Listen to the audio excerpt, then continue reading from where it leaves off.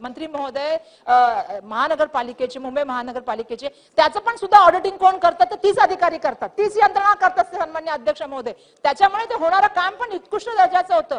झाला नाही की लगेच तो पोपडा खाली पडतो सन्माननीय अध्यक्ष महोदय. त्यामुळे माझं आपल्याला सांगणं आहे की त्याचं ऑडिटिंग असेल, म्हणजे तुम्ही जे स्क्रुटनी करता ती स्क्रुटनी असेल, रिपेअरिंग केल्यानंतर त्याची पुन्हा तपासणी असेल, या सगळ्या गोष्टी आणि पूर्वनियोजित प्लॅन, म्हणजे समजा तुम्हाला माहिती आहे की कोणत्या कोणत्या कॅटेगरीमध्ये इमारती आहेत, पूर्वनियोजित त्यांचं डेव्हलपमेंट कसं केलं पाहिजे, आजूबाजूचे एरिया पकडून त्यांना शिफ्टिंग कसं केलं पाहिजे, असं धोरणात्मक येणाऱ्या काळामध्ये आपण सन्माननीय मंत्री महोदय या गोष्टीचा होलसेल विचार करणार आहात की नाही, हा माझा आपल्याला प्रश्न आहे.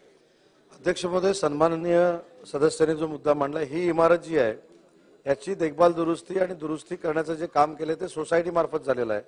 परंतु सन्माननीय सदस्य वर्षाताईने जो मुद्दा सांगितला की C3 असेल, C2B असेल, C1 असेल, ही कॅटेगराईज जी सिस्टीम आपण केलेली आहे त्याच्यामध्ये अनेक ठिकाणी जे टेनंट आहेत किंवा तिथली लोक आहेत ते बाहेर यायला विरोध करतात आणि त्याच्यानंतर हे सगळे प्रसंग उभे राहतात.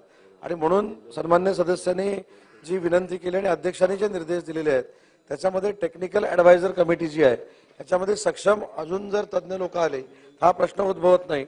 आणि C1 कॅटेगरीच्या मुंबईतल्या ज्या बिल्डिंग आहेत त्या 210 आहेत आणि त्याच्यावर असलम शेख साहेबांनी, योगेश सागर साहेबांनी जी मागणी केलेली आहे की त्या C1 कशा झाल्या त्या देखील आपण तपासून बघणार आहोत. परंतु याची सुरुवात C1 लाच होण्याच्या अगोदर जर C3 पासून झाली तर त्या संदर्भातले निर्देश आणि सूचना दिल्या जातील.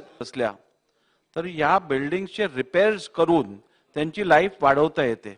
परंतु आज म्हाडा मुंबईतल्या मोडकळीस आलेल्या इमारतींच्या रिपेअर्ससाठी निधीची खूप मोठी कमतरता आहे आणि दरवर्षी अनेक बिल्डिंग्स मुंबईतल्या कोसळतात आणि अनेक जण मृत्युमुखी पडतात. माझ्या स्वतःच्या मतदारसंघात दर पावसाळ्यात किमान 4 ते 5 इमारती कोसळतात. फोर्ट असेल, गिरगाव असेल, कुलाबा असेल, या सगळ्या ठिकाणी ब्रिटिशकालीन जुन्या इमारती आहेत.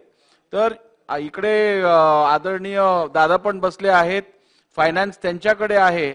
त्यामुळे मी दादांना पण ही विनंती करीन की आपण मुंबईतील मोडकळीस आलेल्या इमारतींच्या रिपेअर्स करता किमान 450 ते 500 कोटीचा निधी हा म्हाडाकडे देऊन मुंबईतल्या या रहिवाशांना न्याय द्यावा, ह्याचा आपण विचार करावा आणि योग्य ते निर्णय घ्यावा. नाही, निदेश पहिला सगळा अभ्यास करून मग ते फिजिबल आहे का बघायला लागेल ना.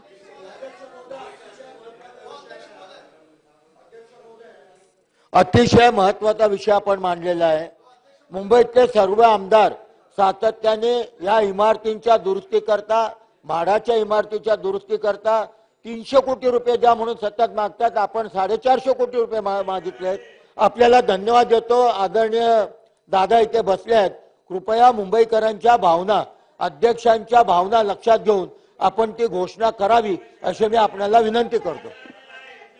अध्यक्ष महोदय, आपण सूचना केलेलीच आहे. दोन्ही बाजूच्या सन्माननीय सभागृहाच्या सदस्यांचे मत पण आम्ही बघितलेलं आहे, ऐकलेलं आहे.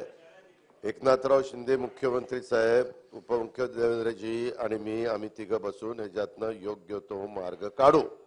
धन्यवाद. वायकरजी बोला.